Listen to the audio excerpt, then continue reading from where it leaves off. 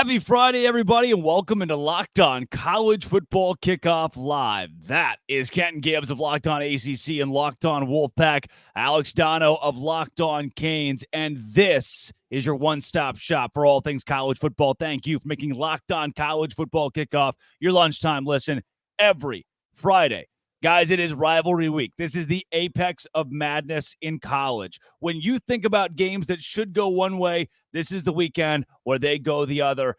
Ken, let's start with you. When you think the best rivalry in college football, where it never matters, the record, only the score, where do you land? You got it, Dono? I think he landed on mute. I did. I did the thing again. I'm sorry, guys. I'm not technologically advanced. But here we go. The biggest rivalry, when I think of this, I think of there have been a lot of rivalries that have had documentaries come out recently, but I think of who had the first documentary that was published for everybody to see on one of the major networks and all that. And there's only one answer. The Game, ladies and gentlemen. It's so important. It's just called The Game. You don't need to name it any cute bowl. You don't need to say, you got Alabama and Auburn with the Iron Bowl. You got South Carolina and Clemson, the Palmetto Bowl. You don't need any of that. You don't need a Red River rivalry. You don't need any cute name. It's just The Game. It's the game where one school in one city blocks out every single M. In that entire city limits, of course, Michigan, Ohio State. That's got to be the game. Dono, what do you think on this? Because I might have to disagree. Really? Well, I'm not going to disagree, but I'm telling you, there are others out there with a lot of history. I think to this weekend is going to be the 127th playing of Oregon versus Oregon State, and there's no guarantee how many times we're ever going to see that after this year because of Oregon moving into the Big Ten and Oregon State, their conference situation. So that's a big one to me. That one's one. I've been watching documentaries on that going back to the Joey Harrington days at Oregon, so that one sticks out. And then just like in terms of pure craziness, guys, how many weird scenarios have we seen, especially over the past 10 years or so in the Iron Bowl? I mean, this is the 10th year anniversary of the Kick Six. Auburn's going to be honoring that team for this game. It's a home game for Auburn this year. Obviously, Alabama has been a well-oiled machine during the Nick Saban era, and they've really found themselves this year, and they've still got an opportunity to get into the college football playoff. They've been playing their best football in the second half of the season, yet you still head into that game thinking, wouldn't be crazy if Auburn pulled something off. They played Georgia closer than they played New Mexico State this year, so you never know which Auburn is going to show up, right? Yeah. So crazy things happen in that rivalry as well. All I'm saying is Zach Blackerby, before he cut his beard, Auburn was playing well. All of a sudden, the host of Locked On Eagles cut it. And then what do we have there? I'm just saying, Locked On Auburn, y'all might want to blame your guy. Go ahead. Which, if Auburn is to lose to New Mexico State and then beat top 5 Alabama, top 7, 8 Alabama, that would be the most Iron Bowl thing of all time. To me is what makes the Iron Bowl. I think it's the best rivalry in college football right now. Now, this varies by decade as well. Think about the off years that Michigan had even 3 or 4 years ago when they weren't quite up to par. They've had a tumultuous decade, whereas Alabama and Auburn, despite coaching changes for the Eagles, for the Tigers or War Eagles, whatever their mascot actually is, those have made even in those, the rivalry has been so top notch. Now think about USC Notre Dame. That used to be like when you thought the big rivalries in college football, that was up there. These things rise and they fade out of style. Sometimes it's BYU and Utah. There's a whole religion they fight over in that game every year, and they're bringing that rivalry back. And of course, Texas and Oklahoma, Red River rivalry that occurs in the Big 12, moving to the SEC. But all of those put together, the game being at 2, I'm going to go Alabama-Auburn. I'm going to go the Iron Bowl as my top rivalry in college football for the amount of times it has determined an SEC title participant in the last decade or a national championship participant in the last 15 years for those two teams. But moving away from the holistic view of rivalries, this week, you got games like Ohio State and Michigan, Oregon State and Oregon. Even a game like Washington State at Washington, those little ones could trip you up or make things interesting this week. Let's start with a big one, though, in my eyes, anyone's eyes. It's the game. Kenton, Michigan's a machine at this point in the year. I don't know how you can bet against them. You got to be more physical than them or at least match their physicality to beat them. And I don't know if Ohio State can do that. However, Ohio State has a real bad man in that 1-8. I'm telling you what, Marvin Harrison Jr., he's another one of those guys that, to quote Lil Wayne, I'm just stunting like my daddy. He shows up, he gets open, he makes contested catches, he makes something happen when he has the ball in his hands. And I'll tell you, that's one of the only receivers that I've seen win a game single-handedly. Because let's just be honest, in that Penn State game, y'all watched this game the same that I did. Who on that field stuck out to you besides Marvin Harrison Jr.? They said, all right, here's the game plan. Get the ball to the Italians, kicking and screaming style. And who was the Italian on that day? Marvin Harrison Jr. Maserati Marv getting it done. He's good. Look, he's good. You're going to have. Is this, Dono, the game where these two teams bring out the trick plays? Is this or do you keep it ground and pound? What is the makeup of this version of the game where it really is a college football playoff appearance on the line?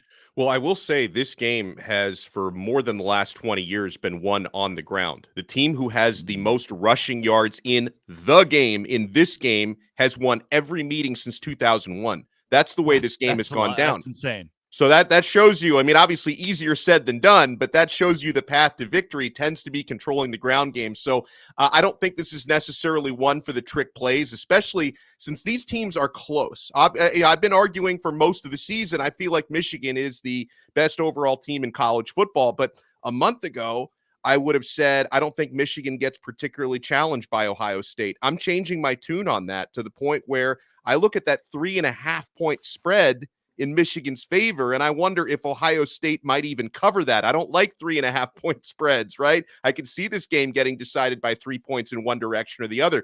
And boys, over the past month or so, for what it's worth, I know they're both undefeated, so you nitpick. Ohio State has been descending. Ohio State has been ascending, where Michigan has been slightly on the descent. Their quarterback nursing a little bit of an injury. They don't have their head coach on the sidelines again for this game. So McCarthy, how is he feeling? Cade McNamara on the other side has been playing a lot better in recent weeks. I could see Ohio State making this game really, really, really close. Obviously, I favor Michigan because they've been the better team all year long, whether Harbaugh's on the sidelines or not. But I think this game could come down to a 1-point game-winning touchdown or game-winning field goal scenario. Yeah. Guys, I just want to say, before anybody from the Big Ten gets mad at us, he meant Kyle McCord. He knows what he meant. It was a slight slip up there. Oh, what did I say? You said Cade McNamara on the other side. Or my bad. What are the two? Jaden McCarthy to start. We know what we're talking about here, okay? Look at his shirt. That is a man who is knowledgeable about all things, fashion and otherwise, okay? There's a lot of stuff going on in that shirt. The Italian ad read guy. Should mention, too, I know we have a lot of very rabid Auburn fans that are out there. I do know they're the Tigers and that they say War Eagle and they have the Eagle. It just, I grew up. Yeah, I repping my Arkansas gear today because it's the one. Just go win. This is the week of no matter how your season has been. It's just go win, from rivalries that play in stadiums that are 50-50 to your Alabama Iron Bowl with Auburn to. We talked about the game, and then the one tonight, the Friday night game that means so much to the Pac-12 and to these two schools, Oregon State and Oregon. Dono, I'll be glued to this one. It's kind of your marquee game you set aside for Black Friday.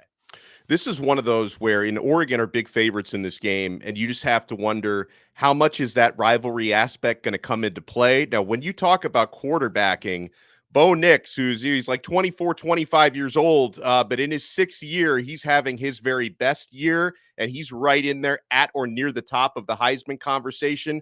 Oregon is the better team. There's still a path to the college football playoff for them and a path to a conference championship. I just look at it like they can't slip up tonight, guys, and I don't think they're going to slip up. But again, this is one of those rivalries where sometimes you can throw the records out and you can throw the spreads out. Yeah. Kenton, what do you see in this one? Do you think Bo Nix blows it away? Here's the thing. I think that Oregon wins it, but I think this spread is much too big. 14 points is insane. Let me tell you something. This Oregon State team can run the ball. I don't care what the conditions are. I don't care what's going on. If they can't do anything else, they're coming downhill, no frills, with one of the bigger, more powerful, more explosive backs, in the conference and in the country, and they're going to do so successfully. Now, we have seen Oregon stop the run successfully multiple times. So you say to yourself, well, Damian Martinez won't be a big problem. Not so fast, my friends. We have seen this time and time and time again. The minute you count out Oregon State, the minute you say the Beavers have got nothing for us, boop, a little Beaver flash, they're there. They're going to get the job done. And I don't think that they win this game, but I think it's much closer than 14. Boom.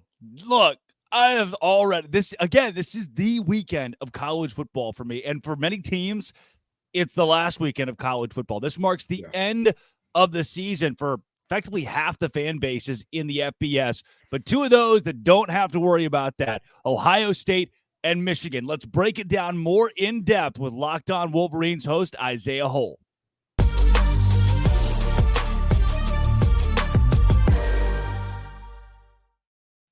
Locked On Wolverines host Isaiah Hole here on Locked On College Football Kickoff Live. Isaiah, in what might be the biggest... Let's start there. Do you consider this to be now the biggest installment of the game between Michigan and Ohio State? Can you call it that with so much on the line?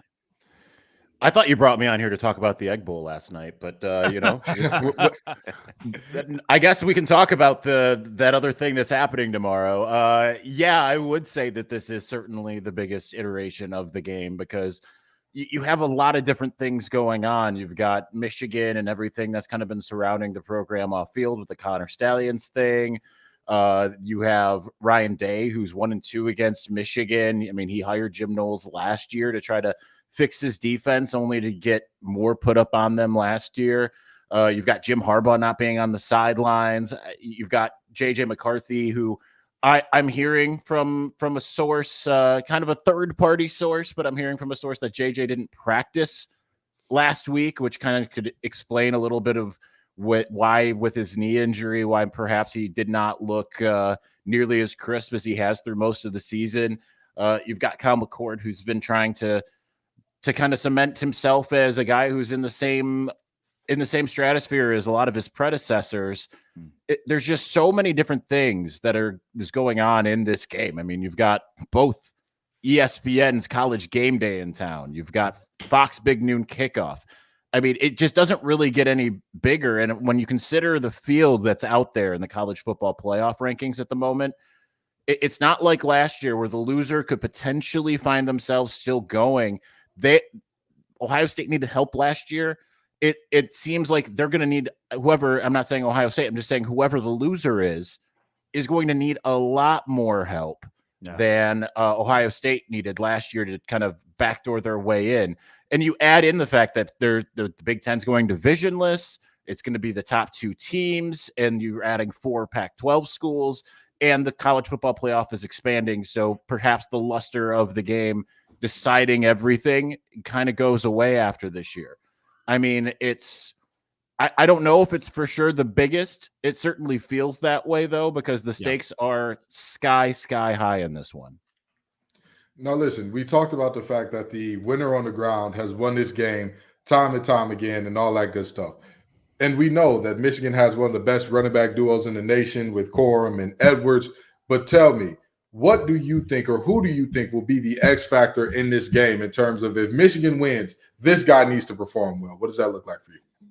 I'm actually going to kind of flip that question around, and I'm going to say that if Travion Henderson does not perform well, Michigan wins. I think Michigan needs to contain him. I know everyone's looking at Marvin Harrison Jr. as being the guy and saying, oh, you know, Michigan's number one plan is to stop him.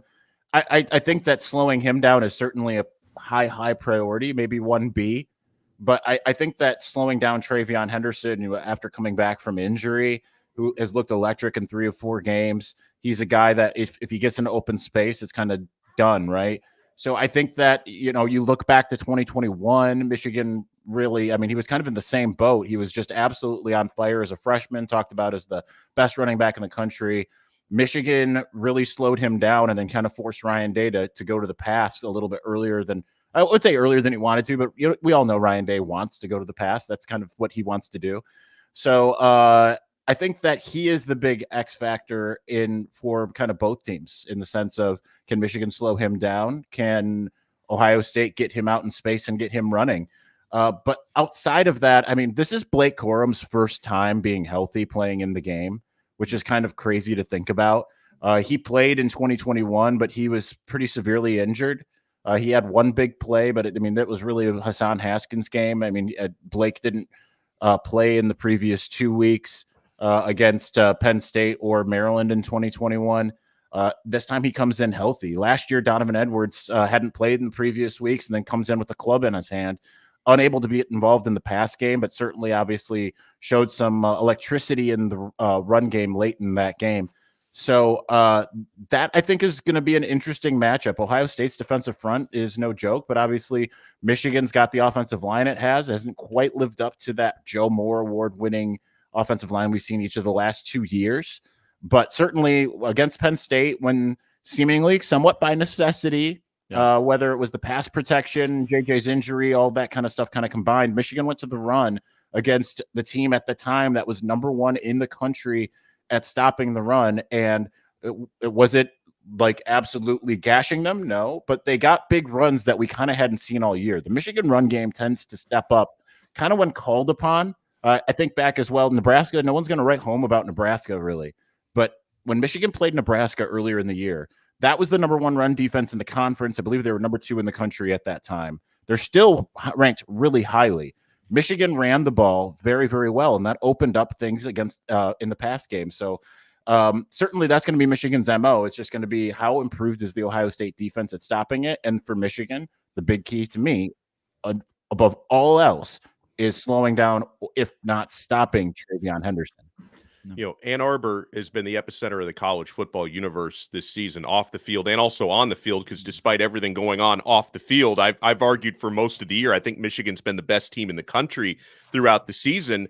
And you're so much closer to the program, Isaiah, than we are in terms of how players and assistant coaches have handled everything with Harbaugh and with the Stallion scandal. Has it brought them closer together? Because sometimes in situations like this, it can become a powerful rallying cry for teams. Well, after the Purdue game, Jim Harbaugh said that with everything kind of swirling around the program, he called it in terms of how it affected the players, a priceless gift. And I do believe that to be the case. I think the funny thing is, I've talked to some people that are within the building there at Schembechler Hall, and they know all the nuances of all these different storylines, all the rumors and innuendos, many of which I've been told are absolutely true. We talk about that on Locked On Wolverines all the time here. But it's the players, they're not paying attention to the outside noise, right? Like, and I think that's partially too, when you look at a game like Penn State or a game like Maryland, they go into Penn State and Jim Harbaugh gets suspended on the plane ride over. Certainly they had heard a little bit about that, but nonetheless, like their mind wasn't really on that. Their mind has been on football. So when they hear that and they know Michigan's going to fight it and they think that Jim Harbaugh is going to potentially be on the sidelines for Penn State and then he isn't out there, find out about an hour before the game, no Jim Harbaugh. I think that has an effect, right? Chris Partridge getting fired for misleading NCAA investigators last week. They found out via social media. They had no idea. And then they're about an hour later, they're on a plane to College Park. So I think that the fact that they aren't paying close attention to everything weirdly helps them in a lot of ways, because they know what people are saying about them. They certainly hear that people are calling them cheaters. Now, listen, the players had nothing to do with any of this, right? Like the players are, and again, I've said this a lot on the show myself, like, a lot of people are conflating some of the rules. The NCAA can decide kind of how to interpret its own rules, but to act like this is just a blatant disregard for the rules and everything that happened, it really did occur in a gray area. But the players weren't really affected in as far as that's concerned, right? They're going to the weight room, they're going to practice, they're doing all this stuff. They have no part in it. So when they hear that the only reason you guys have won any time in the last 2.5 years is because you guys are cheaters, I mean, they take exception to that, right? Because they really turned around the culture. This wasn't a program that was out there winning all these big games with regularity. It always seemed like Michigan was in Penn State's shoes. They'd beat up on everybody that was lesser than, and then against the teams that they were equal than, they would kind of lay an egg. 2020 happens, and It's everything just kind of falls off of a cliff. And then you have all of these senior leadership that comes in the next year and says, we're not doing this anymore. We're going to put our focus where it needs to be. And then you have the coaching staff that institutes things like the Beat Ohio drill, all of these different things that kind of help them get over the hump. I mean, this is a player-led team. This isn't a coach-led team. This is a player-led team. So I do think that they take a lot of exception to that, and they want to quiet all of that noise. Will it happen on Saturday? I mean, I have a prediction that it will, but I mean, it's not going to be a slam dunk by any stretch of this is the hardest game of the year. And Michigan has utmost respect for Ohio State. And it's just going to be about replicating kind of what happened, I think, 2 years ago and being able to control the line of scrimmage. Coming up, we have Sell Me Why with some of the biggest spreads in college football. But Isaiah Hull of Locked On Wolverines, thank you for being a part of Locked On College Football Kickoff Live and giving us perspective on the game. Absolutely. My pleasure.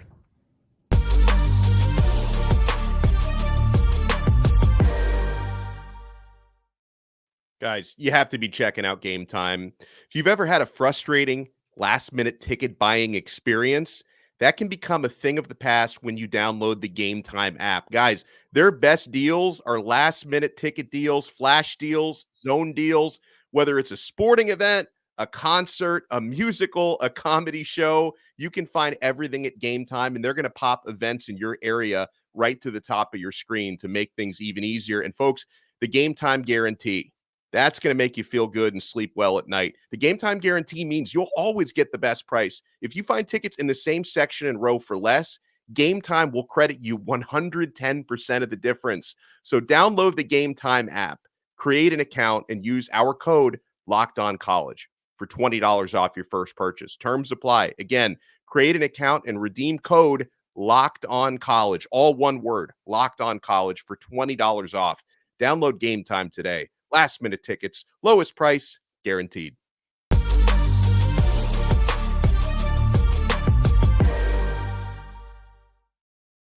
It is time for the sole reason that I was invited to host Locked On College Football Kickoff Live, and that was to sing.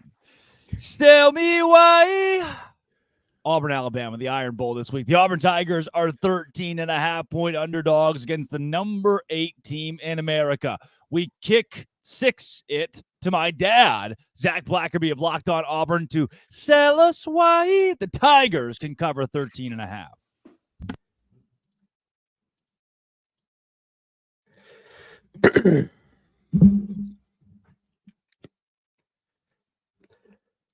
Auburn's going to need a lot to go their way Saturday at Jordan-Hare Stadium if they're going to cover against Alabama and take care of.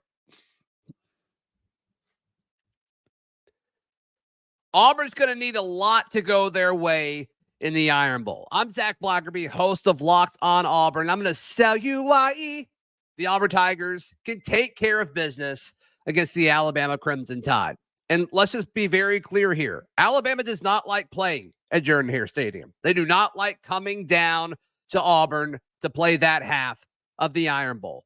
And I think with the way Auburn's defense has played down the stretch, with the exception of last week against New Mexico State, I think they can do some things that will slow Alabama's offense down. So then all the attention turns to Peyton Thorne and Jarquez Hunter. Jarquez Hunter will get more carries than he did a week ago and will be able to move the football against the Alabama Crimson Tide. This game is weird, and it's always weird in Jordan-Hare Stadium. Just 2 years ago, with Brian Harsin, it went to 4 overtimes, and Auburn's a much better team in that now than they were in that game, and Alabama's probably not as good of a team as they were in that game. This game's always close in Jordan-Hare Stadium. I expect that to be the case. Auburn covers the 13.5-point spread, courtesy of our friends at FanDuel. Check out all your Iron Bowl coverage at Locked On Auburn.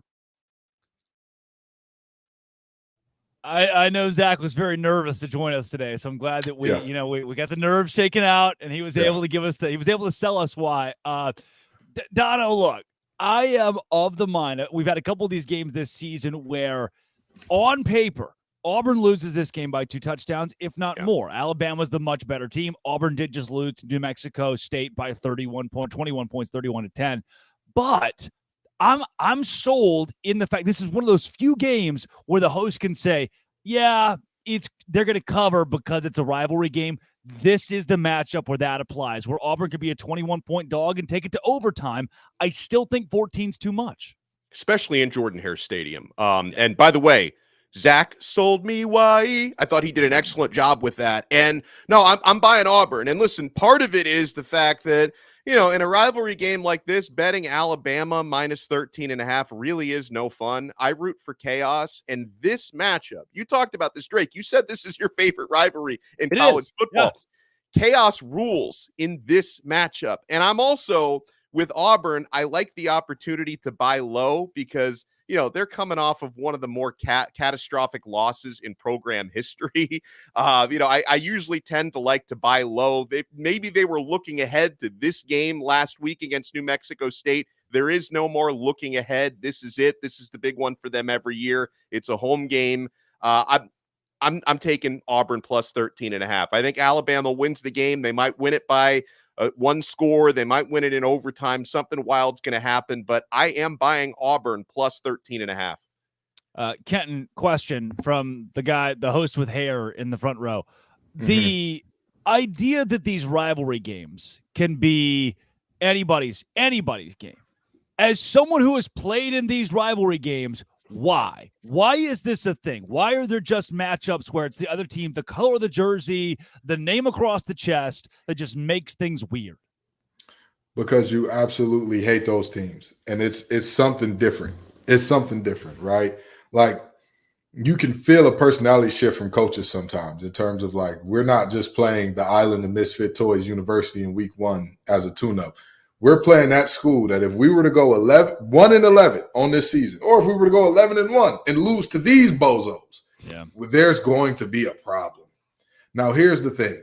Zach Blackerby was a little nervous to join us. He didn't do a great job of selling me his case, but the history sold it for him. The reality is, in these games between Auburn and Alabama, especially in that old town of Auburn, in Jordan-Hare, you see these games be ridiculously close. I've looked up how many games in total for either side were outside of this 13.5 for either side. I believe there was only 1 or 2 in the last 10 in Auburn. So I believe that Alabama wins. I believe in Money Mill Row. I believe in Kool-Aid McKinstry. I don't believe in a blowout in this game. Zach, you were nervous, but you sold me why. Well, and let me add something else when you talk about in-state rivalry games. And obviously programs like Alabama and Auburn do a lot of national recruiting, but still much of the bread and butter on your roster are players from the area. Talking to players, obviously I cover the Miami-Florida State rivalry every year, talking to players over the years on both sides. One of the common topics that always gets brought up is a lot of these players grew up playing against each other or as former high school teammates who now line up on the opposite side of that rivalry. That's absolutely the case in the Iron Bowl as well. That's one of the reasons why you can throw out the record, because obviously Bama, much better team, but there are players on the Auburn side that say, hey, that guy who's lined up for Bama, I beat that dude in high school. I matched up against that dude in high school. I beat him then. I can beat him again. That's one of the reasons why these in-state games tend to come down to the wire. Auburn has also won 3 consecutive SEC football games. People forget due to that game last Saturday, but Auburn was on a roll headed into New Mexico State. Auburn, Alabama, I think we're all in agreement. We're sold. Auburn covers a couple of scores this week. How about we keep it in the SEC in a game where both teams don't have their starting quarterback? One team looking to finish the regular season undefeated. The other just wants to go to a bowl game and maybe keep its head coach. We turn to Brandon Olson of Locked On Gators to sell us why Florida can cover 6.5 against Florida State. The Florida Gators can cover and will cover the 6.5 point spread against the Florida State Seminoles. Because look at the quarterback situation right now. Tate Rodemaker for Florida State replacing Jordan Travis. Max Brown for Florida replacing Graham Mertz. Look at what they did last week. Max Brown went on the road against number 9 Missouri, losing, brought this team back and gave them the lead. And then the Florida Gators defense playing against an offense that is going to be better than Florida State, especially without Jordan Travis at the helm. They came back and they took the lead. But this Florida Gators offense, they're still going to be fine. In fact, they might be better, more deep shots, a dual threat quarterback there. Florida can cover this. It's a rivalry game. It's in Gainesville. It's going to be close. It's going to be ugly. It's going to be messy. And Florida is going to cover a 6.5 point spread. First and foremost, I don't like this game. I don't think this is going to be a very fun football game to watch. And I can remember, you'll think back, 6 or 7 years ago, Florida sucked, Florida State sucked. I think they were both around 5-6, 6-5 going into the matchup. And it was just a bad, gross football game.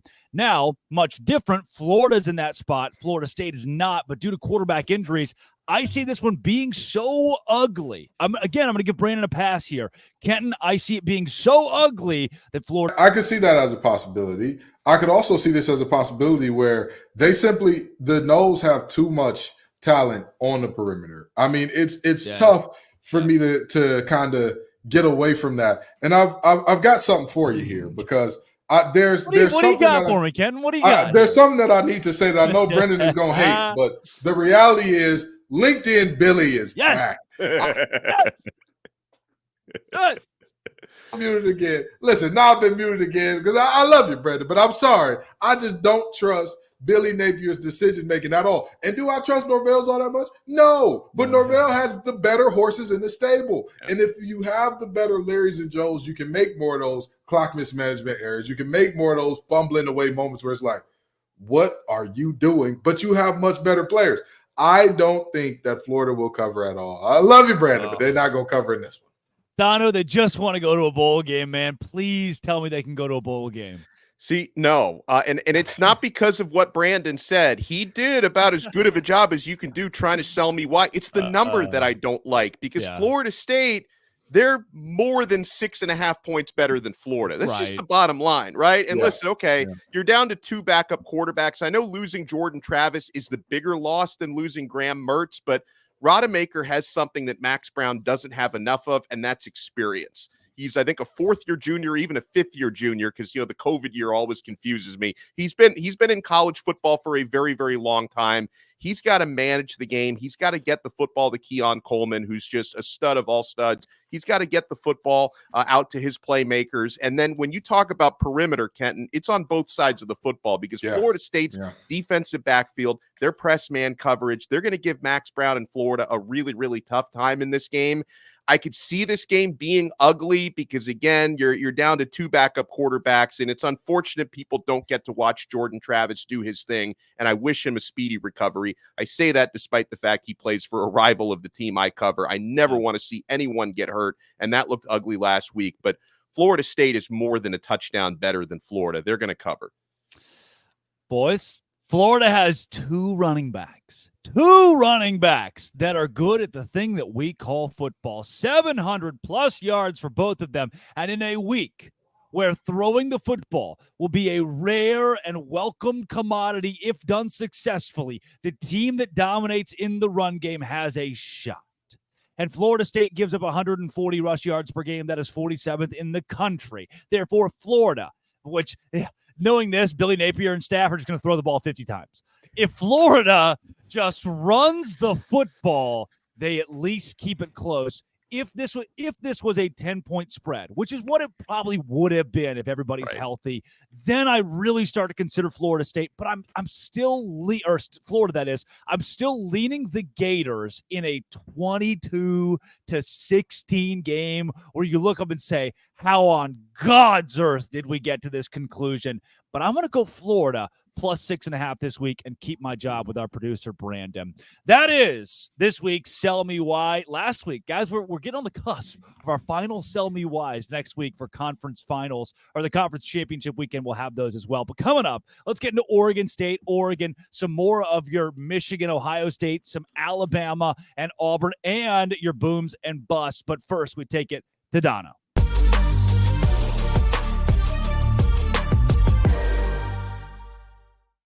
Passion, drive, and patience. What brings home the winning trophy is also what keeps your ride or die alive. eBay Motors has everything you need to maintain your vehicle and level it up to peak performance. From superchargers, roof racks, exhaust kits, LED headlights, and more. Whether you're into speed, power, or style, eBay Motors has got you covered. With over 122 million parts for your number one ride or die, you'll always find exactly what you're looking for. And with eBay Guaranteed Fit, your part is guaranteed to fit your ride every time or your money back. Because with eBay Motors, you're burning rubber, not cash. With all the parts you need at the prices you want, it's easy to turn your car into the MVP and bring home that win. Keep your ride or die alive at ebaymotors.com. Eligible items only. Exclusions apply. eBay Guaranteed Fit only available to U.S. customers.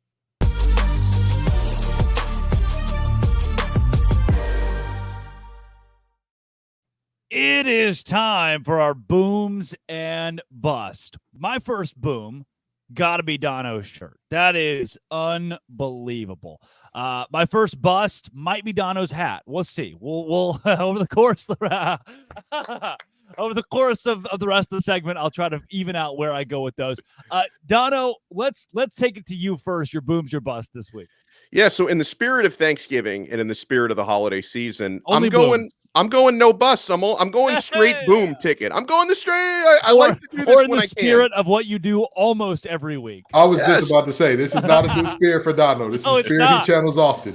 I was impressed with Georgia, big picture and small picture, right? And I expected them to beat up on Tennessee. They did that 38-10. But most importantly, Georgia became the first SEC team to go unbeaten in conference play 3 years in a row since they adopted the 8-game league format back in 1992. So they've done something that, hasn't been done in that conference in decades. That's impressive. And I know that maybe I don't give them enough respect as a national championship contender because I've been very hot on the Michigan tip throughout the season. But Georgia, they've been getting better, guys, throughout the season because we had some concerns about them early on. That's a boom for me.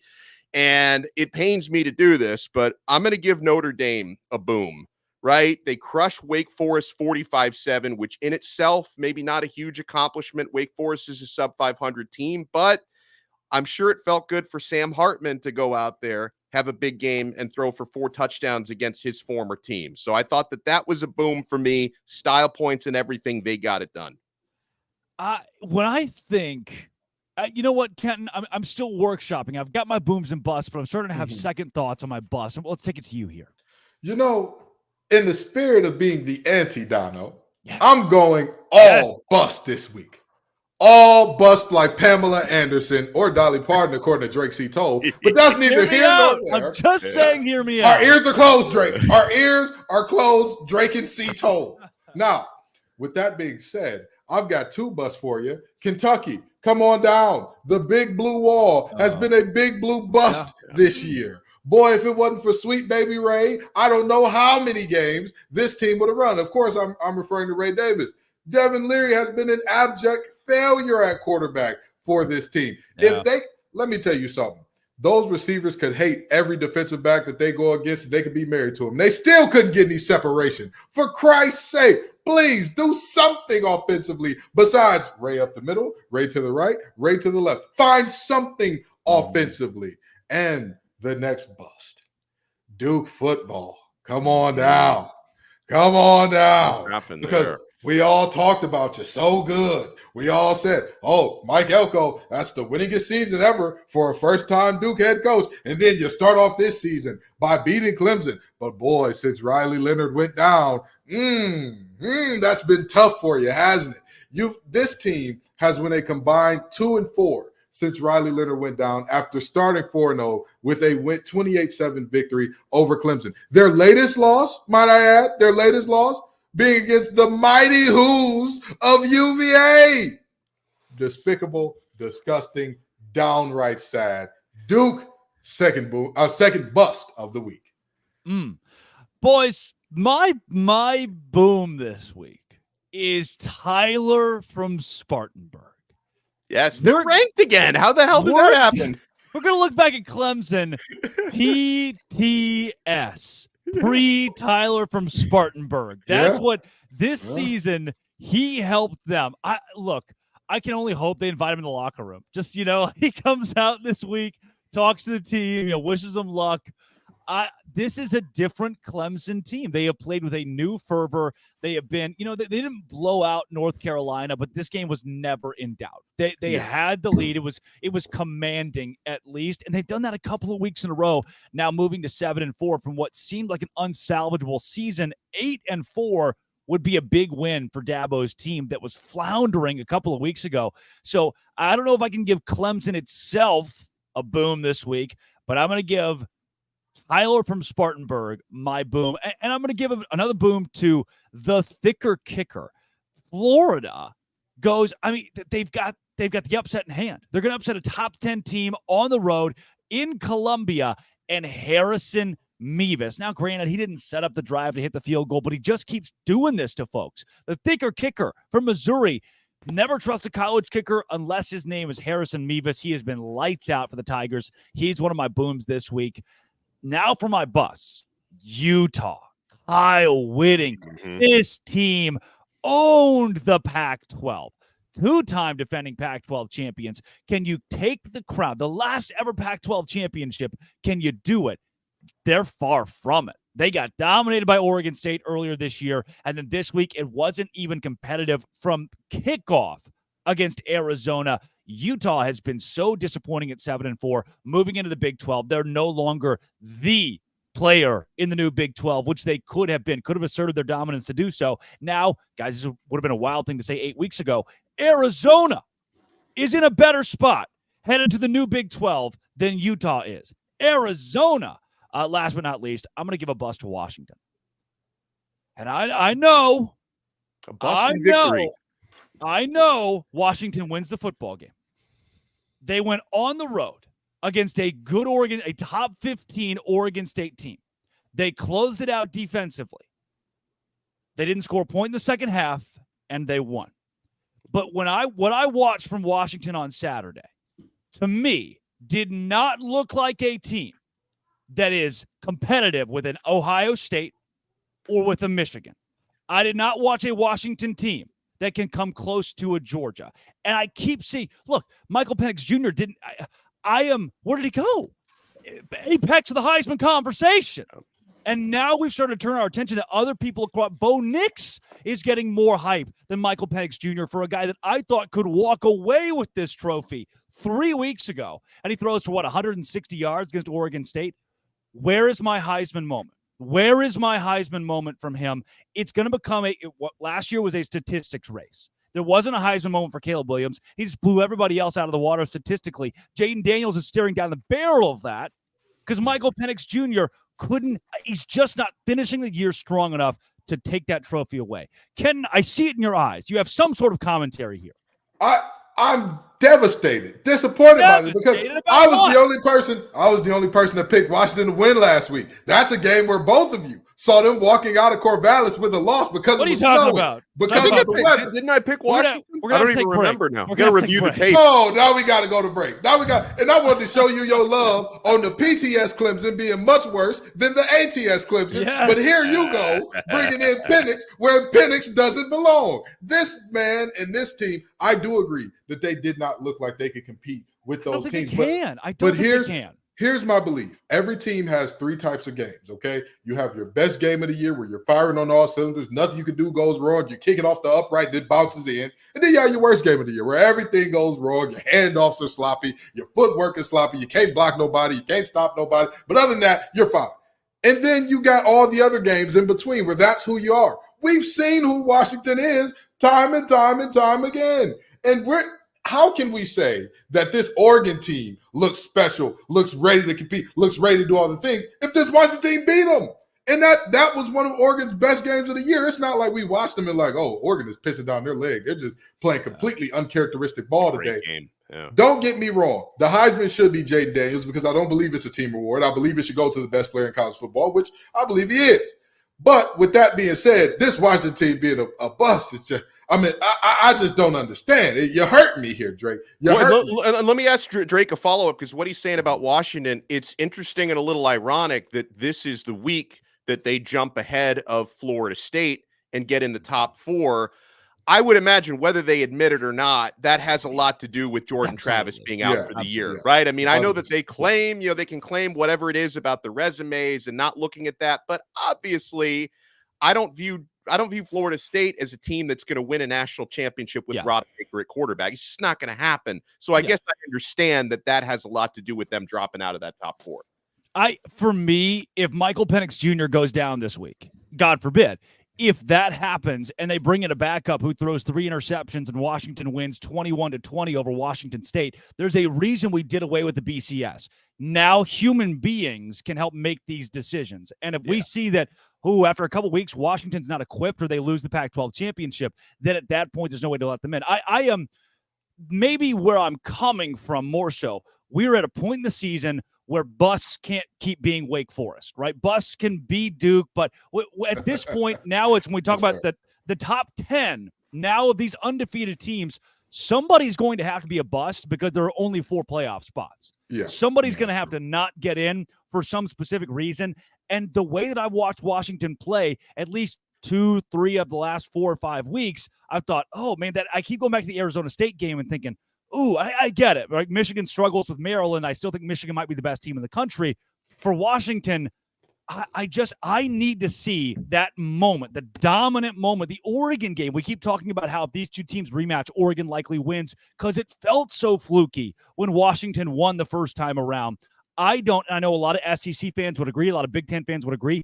I don't think Washington holds Michigan, Ohio State, Alabama, Georgia. I don't think Washington holds their jockstrap right now. And for that reason, I give them my bust this week. And before we go into our picks of the week, I do want to parlay that into a conversation about the college football playoff. We are sitting in scenario land. Georgia, Ohio State, Michigan, Florida State, Oregon, Washington, Texas, Alabama all have a shot at the college football playoff. Oh, and by the way, Louisville's sitting there too. They need some stuff to happen, but they're right there. There are 9 teams coming into this week that are all hoping for a college football playoff, which might be the most that I can remember going into rivalry week that had a legitimate case to make their way to that Final Four. Ken, how do you sort this thing out? If you had to choose, do you see a definitive 4? So here's the thing. I really don't see 4 that are head and shoulders above regardless of the next 2 weeks goings on and happenings. Like, let's just be honest, right? If Oregon loses to Oregon State this week, even if they beat Washington in the rematch, do you feel good about saying, hey, you all are in now? I don't. Well, especially if Georgia loses to Alabama in the SEC championship, then do we let Oregon in over Georgia? I don't think we can. No, I don't think you can. And that's what I'm saying. Like, there is so much that could go wrong, could happen here, at the end of the day, the Michigan and Ohio State game, that could be a game where you look at and you say, man, the loser of this thing is happy because they don't have anything else to worry about. Hey, we are where we are. We just got to wait for everybody else to sort their stuff out. But we are right where we are. This is a year where we're seeing so much parity. We're seeing so much, hey, any team could be it, right? Even though there's kind of an underlying feeling with all of us that in the media, we won't talk about it because it makes for a short show. Like in TV, we're like, hey, if the protagonist would have just went to school, everything would have been okay. Well, then you don't have Snowfall. The 7 seasons of show don't happen if Franklin stays in school. Now you're out of show. The reality is all of us kind of had an underlying feeling that Georgia's going to mollywop everybody in front of them in the playoff. But with that being said, there are so many amazing ways that this thing could play out to where, I mean, who knows? How do you keep Georgia out if they lose to Alabama? Yeah. What do you do with Texas if they went out in dominant fashion? What do you do with some of these teams? If there is a moment all of a sudden where Michigan looks completely human against both Ohio State and in the conference championship game, what do you do there? Like, these are moments where you're asking yourself, all right, who belongs in, who gets out? It could be anybody's ball game. And I got one more sound for you for the day. Hey, Roddy Rich Rodemaker is the 2023 Cardale Jones. If they go undefeated, put them in the playoff. That's where they belong. I don't want to hear anything about and that's something that makes this so tough for me, guys, because it's like if Florida State goes undefeated, you feel like they deserve to be in, but at the same time, I look at, to me, the best 4 teams, and obviously it doesn't always shake out to be the best 4 teams. I think in no particular order, Georgia, Alabama, Michigan, and Ohio State to me. And Oregon is like very, very close, knocking on that door. And maybe I could say the same thing about Washington, despite the Drake Toll slander, right? But I think the first four that I mentioned to me are the best four teams.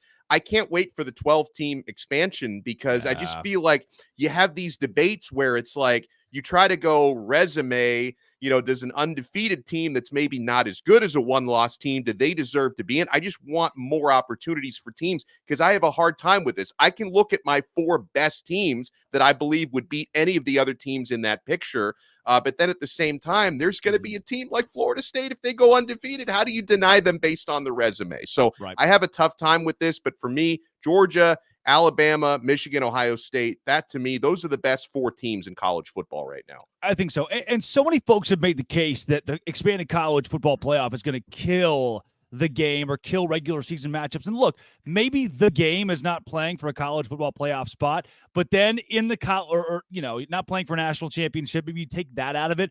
But now you create playoff atmosphere games where all 8 of these teams can go toe to toe for a national championship. Now you're giving an opportunity. You might leave Texas out of the college football playoff, and they could have gone on a magical run to win the whole thing with Quinn Ewers at quarterback. Now you at least afford them that opportunity in this new era of college football. We're pushing a break here, Donna. We'll pitch it to you and then come back with our picks for Rivalry Week.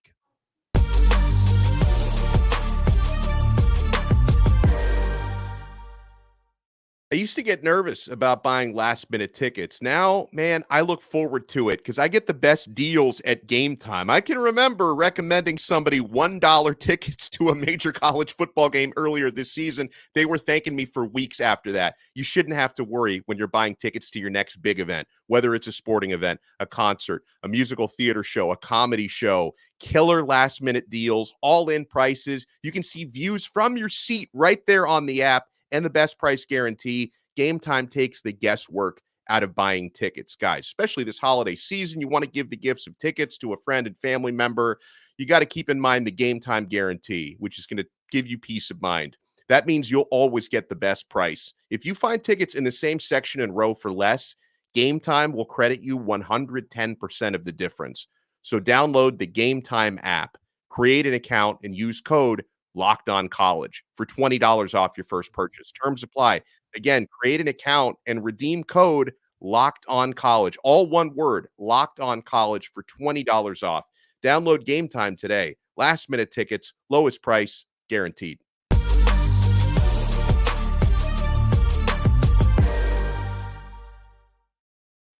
All right, let's jump into our Black Friday pick'em in Autzen Stadium, Oregon State, a Friday night primetime matchup.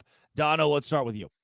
Yeah, I'm picking Oregon to win the game. I think the game might be closer than the spread indicates. We talked about that a little bit earlier on, but Oregon, to me, one of the most well-rounded teams in college football. I put them in kind of that same conversation I put in my top 4. They're right on the outside looking into me. Bo Nix has been unstoppable for most of this year. He's right in there in that Heisman conversation. Oregon's going to win this game. I just think it's going to be closer than 2 touchdowns. Kenton. Bo Nix in his 50-11th go-around in college football finally figures it out, gets it right, gets to the conference championship. And this game is one where I'm looking at DJU and saying, hey, you can turn the tide of this thing, brother. If you show up big time, you will win this game. But I think Oregon wins, Oregon State covers. We got a close one, but I'm going Oregon. Did you know, I saw yesterday the draft, the recruiting rankings, Bo Nix and Spencer Rattler were the same recruiting class?